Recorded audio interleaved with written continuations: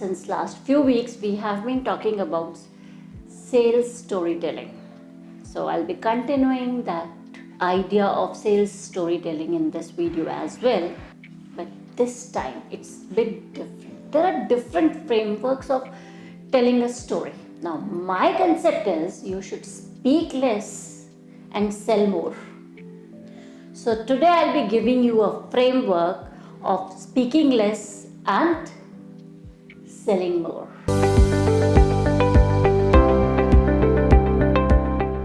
Hi everyone, this is Dr. Akshita Bahuguna, and as an entrepreneur, as an adupreneur, I've been talking about unboxing entrepreneurship.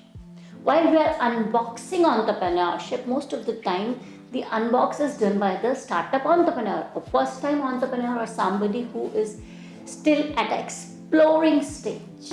While the person is at an exploring stage, what I assume is this person is like a blank page. Now, whatever I write on that blank page, it's filled, whether the content is good or not. But the blank page is filled whenever we write something on that. And that is the problem. Most of the time, the guides, the advisors, the trainers are telling about a storytelling where you make your customer the hero and then that protagonist.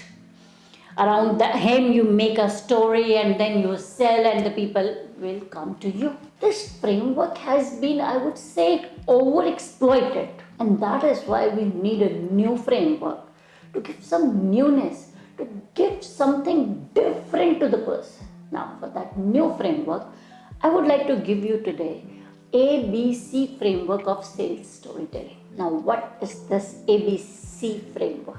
A stands for agreement. So what you need to do is you need to come in agreement with your audience. Now what does that mean? It means when you are in agreement with your audience and your audience is in agreement with you, you both need to be at the same platform. What happens is most of the time our audience is at one level and the salesperson or the entrepreneur is at a different level. So here what we need to do is we need to come in terms with the audience. We need to come to the level of the audience. Now how does that happen? This happens when you ask questions, when you try to understand what is there in the audience, which context he's coming from, which context he's talking about. This would help you to understand your audience in a better manner. There are different characteristics that your audience would exhibit. So before you do anything, you need to understand and give those characteristics A, B, C, D to your audience and see which characteristic is the one which your audience prioritizes. This would give you a framework. This would help you to build on with your customer in the next levels.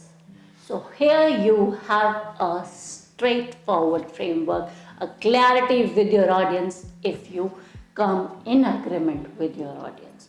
So your first step should be coming into an agreement with your audience where you need to define the characteristics A, B, C, D, E, all the characteristics that you think might be related to your audience, and then you need to identify and explore into the priority level, priority point of your audience. Once you both are in agreement, you have actually here build your confidence on the audience, and once they are in confidence with you, they will know, yes, you are the person. Now the second statement of yours should be the blockage.